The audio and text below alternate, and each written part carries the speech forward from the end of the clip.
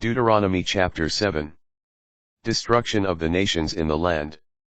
When the Lord, your God, brings you into the land which you are about to enter to possess, and removes many nations before you, the Hittites, Girgashites, Amorites, Canaanites, Perizzites, Hivites, and Jebusites, 7 nations more numerous and powerful than you. And when the Lord, your God, gives them over to you and you defeat them, you shall put them under the ban. Make no covenant with them and do not be gracious to them. You shall not intermarry with them, neither giving your daughters to their sons nor taking their daughters for your sons.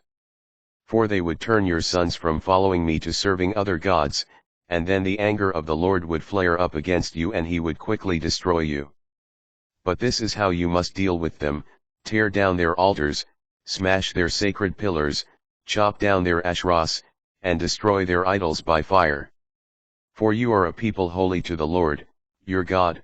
The Lord, your God, has chosen you from all the peoples on the face of the earth to be a people specially his own. It was not because you are more numerous than all the peoples that the Lord set his heart on you and chose you, for you are really the smallest of all peoples. It was because the Lord loved you and because of his fidelity to the oath he had sworn to your ancestors, that the Lord brought you out with a strong hand and redeemed you from the house of slavery, from the hand of Pharaoh, king of Egypt. Know, then, that the Lord, your God, is God, the faithful God who keeps covenant mercy to the 1000th generation toward those who love him and keep his commandments. But who repays with destruction those who hate him. He does not delay with those who hate him, but makes them pay for it. Therefore carefully observe the commandment, the statutes, and the ordinances which I command you today. Blessings of obedience. As your reward for heeding these ordinances and keeping them carefully, the Lord, your God, will keep with you the covenant mercy he promised on oath to your ancestors. He will love and bless and multiply you. He will bless the fruit of your womb and the produce of your soil, your grain, and wine and oil, the young of your herds and the offspring of your flocks, in the land which he swore to your ancestors he would give you. You will be blessed above all peoples. No man or woman among you shall be childless, nor shall your livestock be barren. The Lord will remove all sickness from you. He will not afflict you with any of the malignant diseases that you know from Egypt, but will leave them with all those who hate you. You shall consume all the peoples which the Lord, your God, is giving over to you. You are not to look on them with pity, nor serve their gods, for that would be a snare to you. If you say to yourselves, these nations are more numerous than we. How can we dispossess them? Do not be afraid of them. Rather, remember clearly what the Lord, your God, did to Pharaoh and to all Egypt.